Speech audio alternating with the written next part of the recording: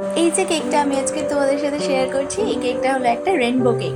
না, ভিতরটা ছিল চকলেট ফ্লেভার, আর বাইরের ডিজাইনটা আমি রেনবো ডিজাইন করছিলাম। এটা ক্লাসে দেখানোর জন্যই ডিজাইনটা করেছিলাম। ফার্স্টে একটু রেড কালার করেছি, অরেঞ্জ, তারপর ইয়েলো, তারপরে রেনবোর যা কালার হয় ঠিক সেরকমভাবেই আমি কিন্তু পুরোটা রেডি করেছি।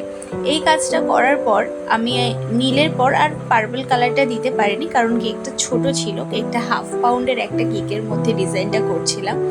আর নিচে বর্ডার করাটাও আমি ক্লাসেও সবাইকে দেখিয়ে দিচ্ছিলাম যে কিভাবে বর্ডারটা করব। আর এরপর কিন্তু কিছু ক্লাউডস করেছি। আর এই মেঘগুলো দেখতে কিন্তু সত্যিই লাস্টে অপূর্ব লাগছিল।